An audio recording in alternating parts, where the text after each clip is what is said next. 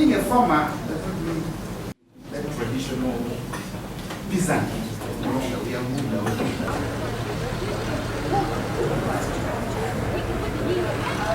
Within the proximity of Africa, and can always like, as the first thing we are working like, second child has dropped out of school.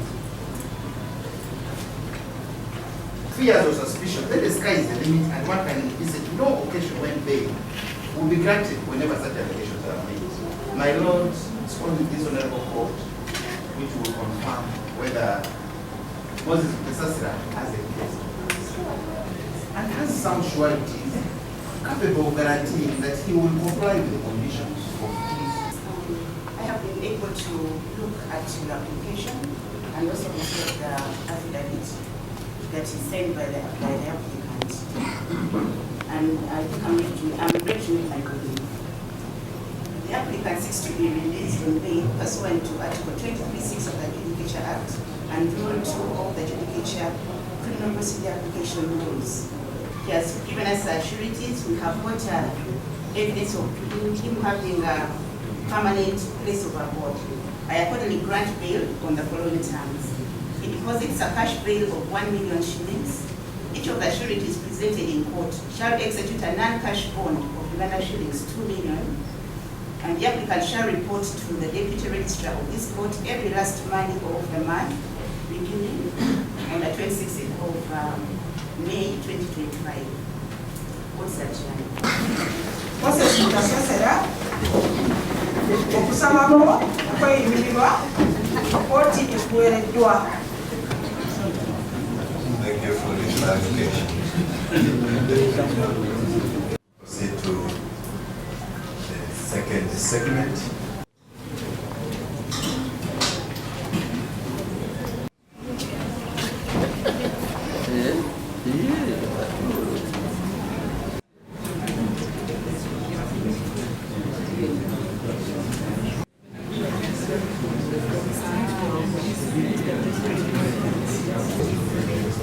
Document reader. Remove the document reader. Yeah.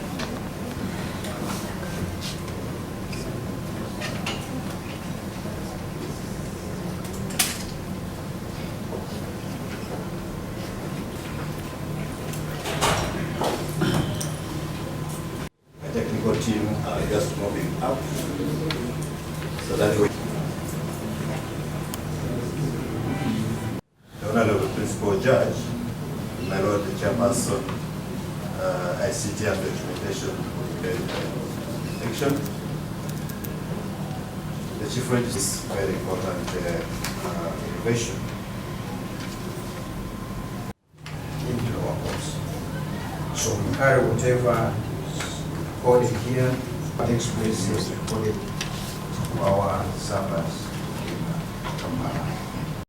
Will not only facilitate the achievement of the objectives and purpose of use, enable us gather user feedback on the use of the system to appreciate to the judiciary in the area of court automation and other areas policy and planning, and his team launch of this facility to all judicial officers, advocates, Who is not here today because we also have the launch of the Human Development Report that UNDP is co-hosting with the government of Uganda.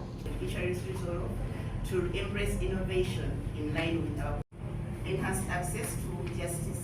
This facility will allow witnesses, litigants, legal fighting, case disposal. Virtual hearings will reduce delays, more timely adjudication of cases. Cost efficient. The facility provides a secure channel through which high risk or vulnerable Chief Justice, the judiciary leadership, for their visionary guidance, to our development partners for their unwavering support, and all stakeholders who have contributed to make this. Thank you so much.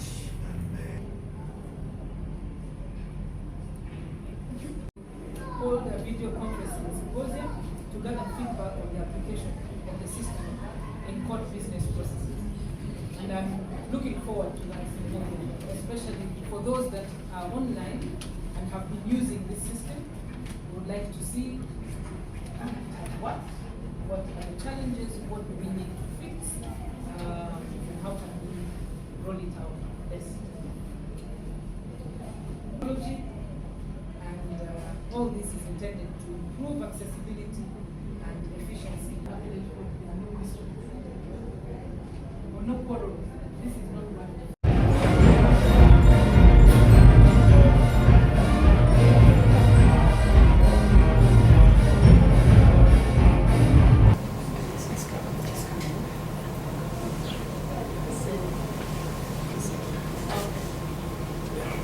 Perfect. Okay.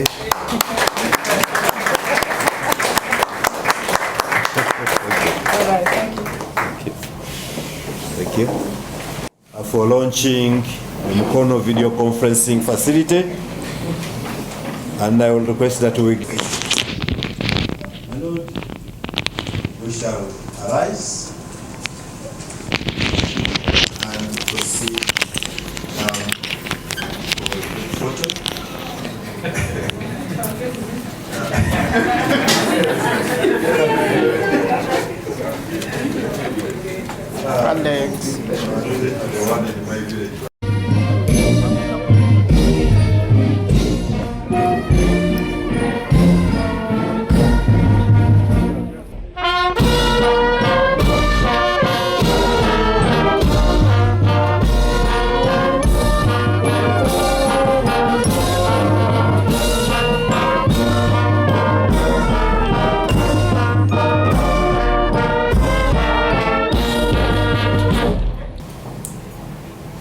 It is important to acknowledge the advent of information and ICT is in fundamentally changing the way that people operate.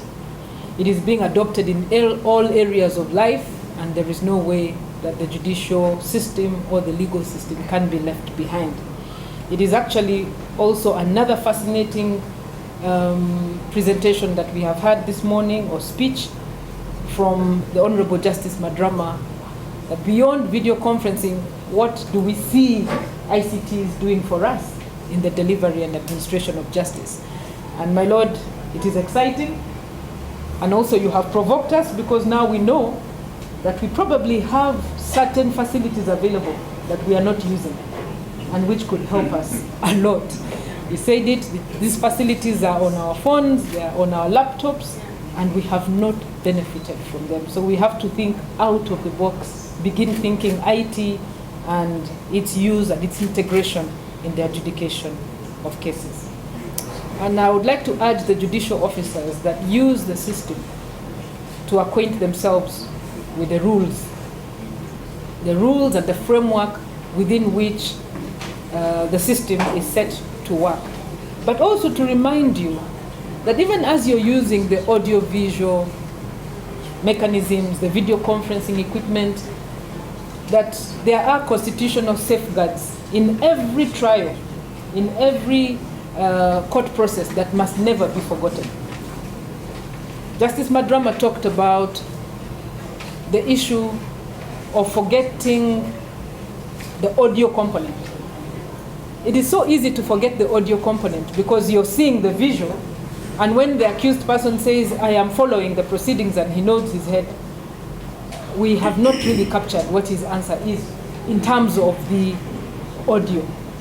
So it needs mindfulness of how the system operates and what it is that we are looking at. A transcript that reflects accurately what the record of proceedings is. I also did notice something, and that was about the aspect of effective legal representation for the applicant, the accused person who is in prison. And as we use it, I want us to think about some of these issues. For example, I liked the way you asked, are you on board? Are you able to hear, and can you follow the proceedings? And then, of course, somewhere along the way, we dropped the aspect of translation. So we have an accused person or an applicant standing in prison, oblivious of what is happening except for a few translations that have been made. So there has to be that consistency that the accused person is able to follow at every step what is taking place in court. But even then, I want to urge the judicial officers, look at the audio-visual rules, document presentation. Those complexities do arise. Document presentation.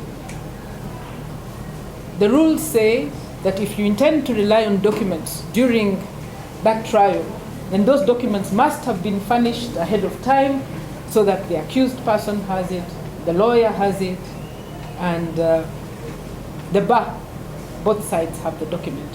And the court can then also proceed on the basis that the document is not just in the hands of one person and an accused person has not had the opportunity to see it, neither has. So the concept of the right to a fair trial must not be forgotten, even as we do go through the video conferencing procedures. I sometimes follow, and I've had the benefit of seeing some of the proceedings.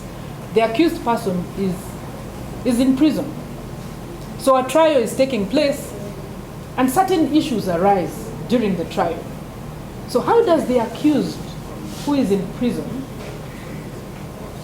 raise a critical issue to the lawyer who is sitting in Mukono court, right where you're seated, counsel?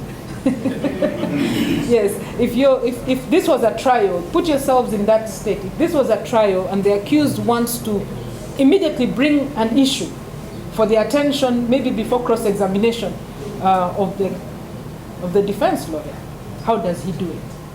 Practically, how does he do it? These are the things I want us to think about. We must make the video conferencing equipment and facility fit within the ambit of the law, remembering the observance of human rights and the right to a fair trial, while at the same time sorting out those technical bottlenecks or troubles that may arise. 5 high court circuits of Okuo, Masaka, Jinja, Mbale, Mubende, and Mukono, where the video conferencing systems were installed. My Lord, this installation and launch are supported by the United Nations Development Program, that is the UNDP, and its development partners. As you are aware, the judiciary has expanded its presence across the country from high court circuits, chief magistrates courts, magistrate grade 1 courts, and now establishing regional courts of appeal divisions. We have the expeditious handling of cases, since cases that would be adjourned because of absence of a party, witness, or lawyer can be scheduled and heard through video conferencing. This is one of the ways of reducing case backlog and ensure that justice is delivered in a timely manner. 2, security. The use of video conferencing system can safeguard the security of the accused persons, judicial officers, court staff, and court users for where there are security concerns for a particular proceeding, especially in criminal matters. So the accused persons may appear from prisons through video conferencing system. The third is reduce cost and time through elimination of travel expenses for prisoners from prisons to court, particularly where the distance is very long or the roads are poor. This of course applies where when the weather has changed. We have oftentimes been told when it's raining that prisons cannot come because they can't walk when it's raining. So the use of this facility will actually cure that problem. Now, my Lord, in light of the foregoing benefits associated with the use of video conferencing system, I encourage all of us to be part of this digital transformation, but also let us continue to be guided by the Judicature, that is the Visual Audio Link Rules 2016, which gives an enabling legal framework to conduct visual audio link trials. A properly harnessed and deployed ICT like this one will not only facilitate the achievement of the objectives and purpose of use of video audio link, but also enhance efficiency and effectiveness of administration processes through resources such as ICMIS. A comprehensive digitalization revolution.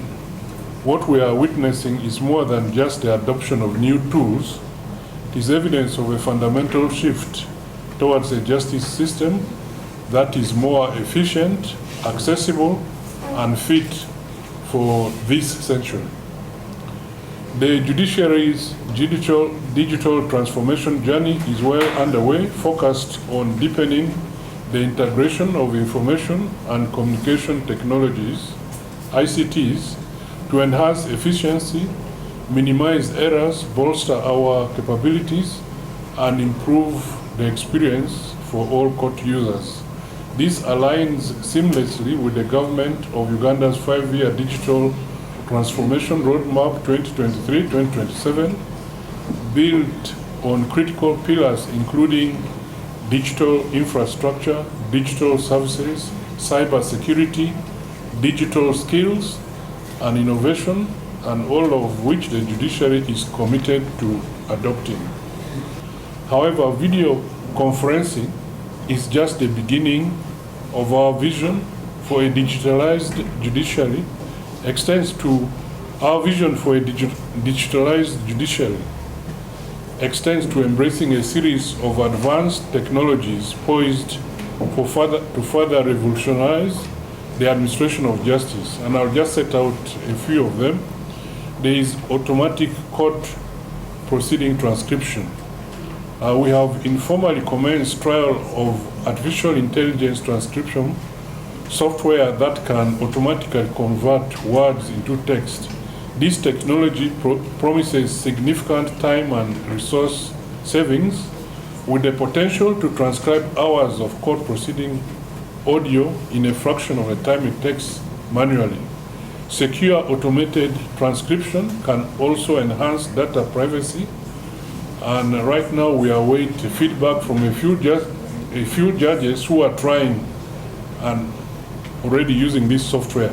For instance, today's video conferencing session can be uploaded using the digital file, and you get a transcript.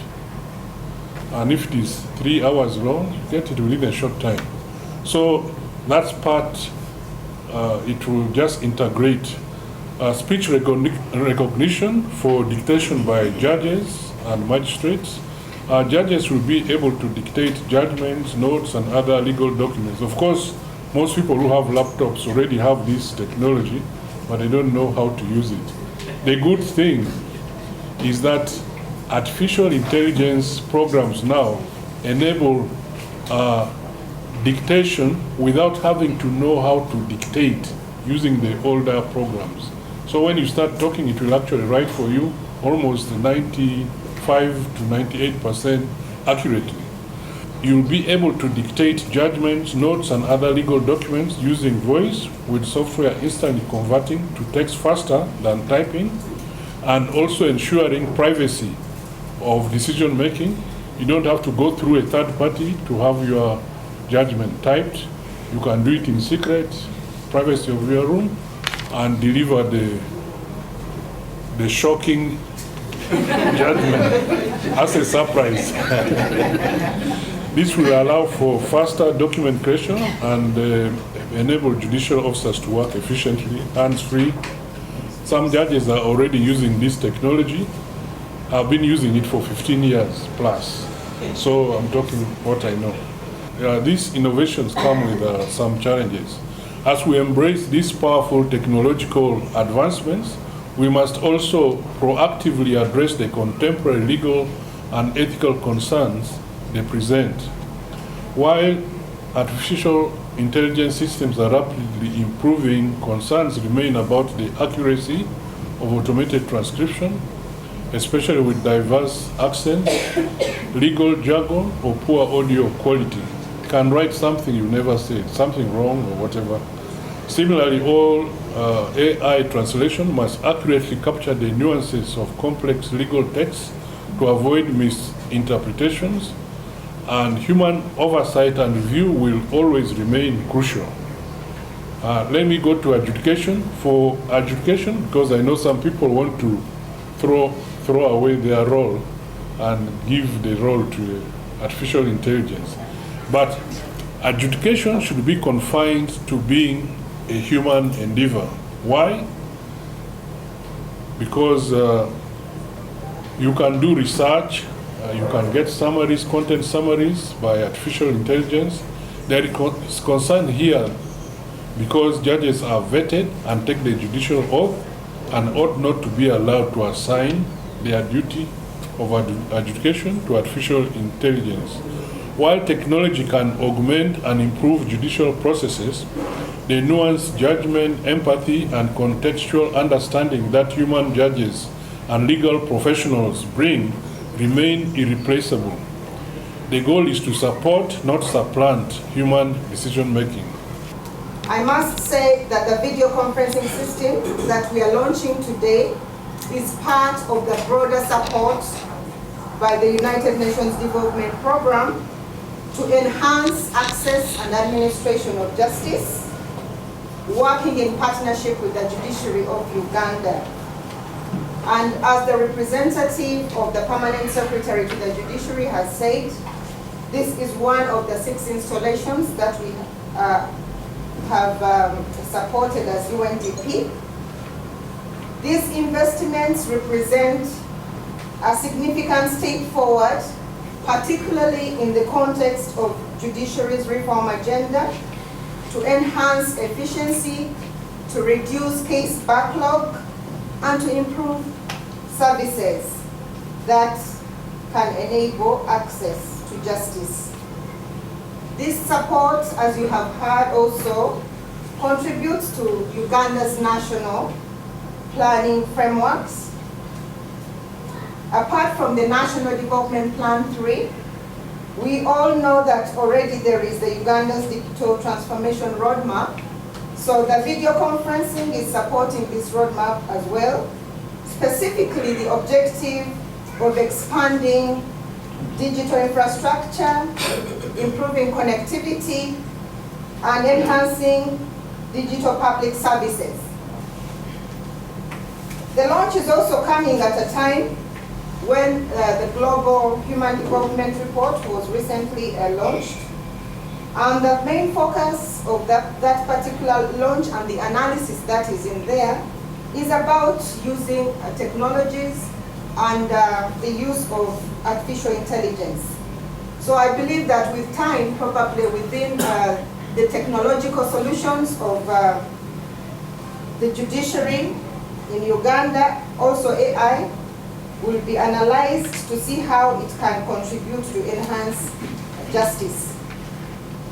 I commend the leadership of the judiciary and the commitment to the integration of the digital solutions, which reflects a clear vision for modernization and a bold response to the evolving demands of justice in the 21st century. These installations also underscore our commitment to strengthening access to justice and building institutional effectiveness. They are also testament to the judiciary's transformative agenda, one that seeks to extend the reach of justice technologies across the country, such that equitable justice services are ensured and that no one is left behind, which then directly contributes to the 2030 agenda for development, and more especially Goal 16, which is about peace, justice, and accountable institutions. So UNDP firmly believes that digital solutions have the potential to accelerate progress towards the Sustainable Development Goals by addressing multiple overlapping challenges. However, we also know that in a number of developing countries, including Uganda, a significant portion of the population remains digitally excluded, with less than 40% of Ugandans using the internet, compared to the global average of 60%. This digital divide therefore poses a critical challenge that must be addressed to enable the use of such facilities as the video conferencing system. We also know that there are other barriers, such as gaps in infrastructure, and also the high costs sometimes of the internet services. Amanya nze Samuel Mawanda. Olwaleero tufunye omukisa okubanga tufunye obwenkanya naye nga tubufunye okusingira ku video conferencing. Ekisookera ddala nti kitubeeredde nga kizibu nnyo oluusi okukwatagana n'omusibe, naye olwaleero sisitimu eno etuyambye okufuna obwenkanya. So buli kintu kyonna kibadde clear, sound ebadde clear, ekifaananyi nga kiri clear, ng'omuntu omulaba bulungi nnyo naye ng'abalala so nga tulaba ebigenda mu maaso mu kooti, sorry omusibe gyali naffe eno mu kooti. Tufunye obwenkanya oluvannyuma lw'emyaka 2.5 ng'omuntu waffe abadde ateeberezebwa okuba nga yaza emisango gy'atazza.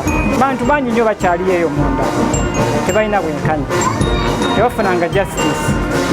Notice wabanga for this time ffe tufunye justice, nsabira n'abo bakyali munda bafune obwenkanya. Newankubadde tumanyi nti in this world you cannot get justice. It's only God who can give full justice about this.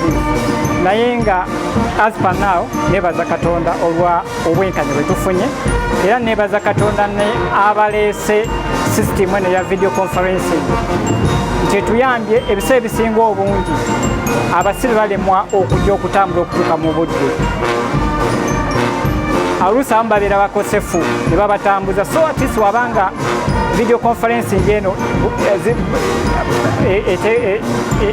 badde egenda mu maaso bwe bati bafuna obwenkanya era ne baba nga wajja kubeera obumativu. Nekira nti waliwo emisango egibadde girwa mu kooti okuwulirwa, naye nze ndowooza nti enkola eno egenda kuyamba abantu okufuna justice mu budde, abantu baleme okukandirira okubeera mu jail abatalina misango. Amanya gange Kalyango Simon, mbadde nzize wano okweyimirira muganda wange Moses Mutesasira, naye twewuubirwa n'ebbanga nga tetufuna kuyambibwa, naye enkola eno eya TV ndabye ng'ejja kutuyamba okwewuuba nodde eno nodde eri nodde eri nodde eri. Enkola eyo nnungi era nsaba egende mu maaso, ejja kukola omulimu. Mufunyeemu obwenkanya? Tufunyeemu obwenkanya. Omuntu waffe gwe tubadde tuzze okweyimirira omulamuzi atuyambye n'amutuwa, so kyekyo enkola nnungi ya TV egende mu maaso. Abadde awoleza wa mu prison yawe? Abadde awoleza abadde Luzira, naye nga twasooka ne tubeera wali eri ku kyefu magistrate wali awasooka.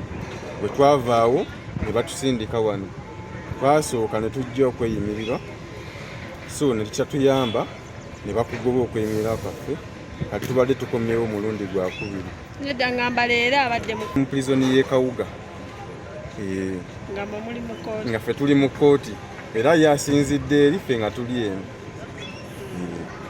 Enkola singi egende mu maaso. Amanya gange Omwene Henry, leero wadde tuli mu kooti wano badde niyimirira mu Mutesasira Moses abadde applicant ku musango gwa leero bail application number 069 of 2024. Musango guno gwa video conference tuyambye nnyo because it's saving that time. Applicant abadde ali mu komera eri badde tutulina kumulinda ezo zijja muleta mu kooti buleki badde fena badde tutuddeyo ngamuza badde asoba mulaba nange nga kansowe badde asoba mutunulako ne abamu agoberera kiki kigenda mu maaso. So ffe ba lawyer we are very happy, tuli basanyufu nnyo tugende mu maaso video conference nebeere roll out Uganda because nga nze ndi lawyer jo badde nagenda Busia eri kilomita 2 bali nakusuka sawa mwenda because kote ya sawa sana suka sawa ile tuina video conferencing vitu ngevyo kuvuga paka Busia okomeo ina musango mulala maybe Masaka.